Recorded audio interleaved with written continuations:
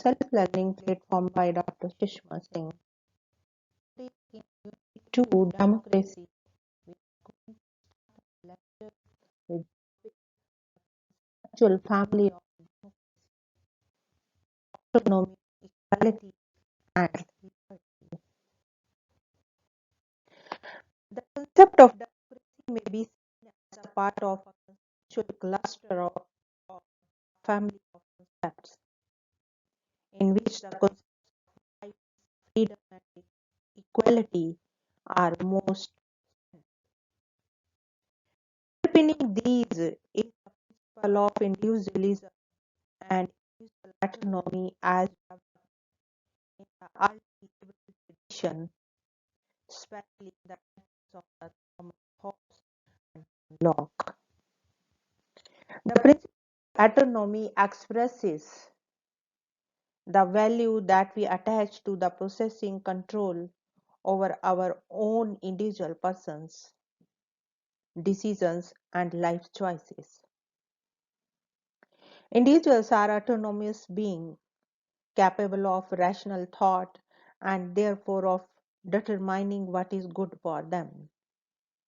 However, while we are individuals acting for ourselves, we are also members of collectives or associations, and decisions taken in these affect our lives. Hence, we assert the right to participate in the making of those decisions, and this constitutes an act of self-determination as much as the decisions we make in our private lives about our career and other personal matters. In classical liberal political theory, autonomy, freedom, and equality form the cornerstone of the liberal theory of democracy. The principle of autonomy, along with the concept of freedom, suggests the importance of popular government. As in the writings of the John Locke, government must guarantee the rights and personal liberty of the individual, and it is the job of the government to protect the individual's life, liberty, and property from being undermined by other individuals and the state alike. It asserts that all individuals, by virtue of being human beings, equally possess these rights. But how is equality to be achieved in the making of political decisions? Democratic theorists make a distinction between the prospective equality and retrospective equality. Prospective equality obtains when, in a decision that is to be made, every citizen starts off with an equal chance of influencing the outcome of the democratic process, and no persons or groups suffer particular disability that prevents them from determining that decision. Retrospective equality is achieved if, in a decision that has been taken, we can say that everyone equally determined that decision. Now, it is clear that in most situations it is hard to say this unless the decision was unanimous. But since unanimous decisions are rather rare, decision by majority is the only procedure which satisfies the test of democracy.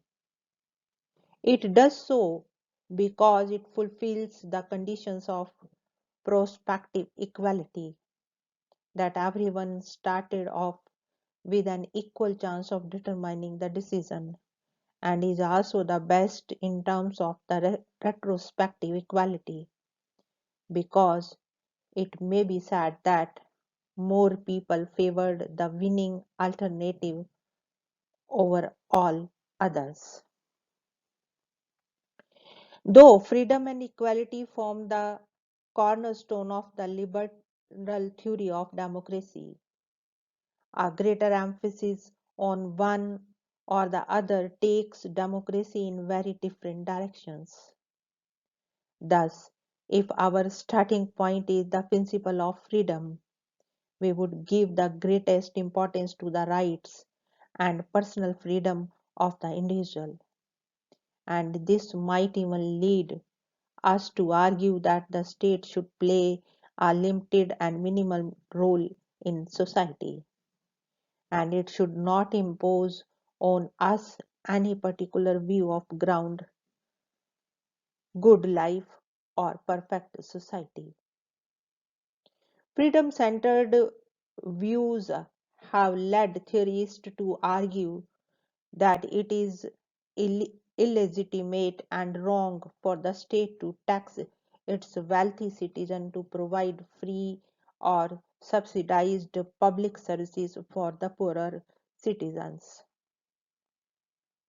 If, however, equality is the starting point of our theory, we will argue that the formal political equality is of little use unless individuals really possess the capacities by which they can determine their life plans. So, if we wish to extend the control people have over their own lives, we have to first remove the disadvantages that they suffer from on account of social and economic inequalities of the caste and class. Now let us move to the next point, justifications for democracy in strict and instrumental. Democracy may be justified as having instinct or instrumental value. When we value democracy as a good in itself and for itself, we assert the instinct value of democracy. That is, we argue that the democracy is valuable for its own sake because it is the fairest way of giving expression to equality among citizens. On the other hand, democracy may also be valued instrumentally or as a means to some other end. Thus, it may be argued that the democracy is good because it fosters competition among political leaders and so gives us a better choice of leadership. Or it could be said that the democracy is good because it makes everyone feel that they were a part of the decision making process.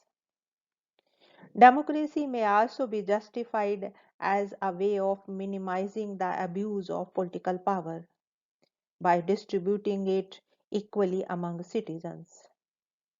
Another instrumental justification for the democracy is its role in human development, to the extent that it encourages people to take responsibility for their political lives.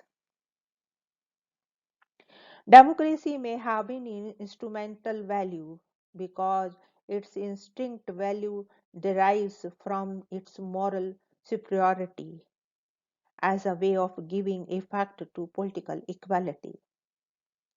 If we view it is a way of arriving at decision among a group of persons, whether citizens of a polity or members of a neighborhood association or sports club, democracy is morally superior to any other way of arriving at decisions.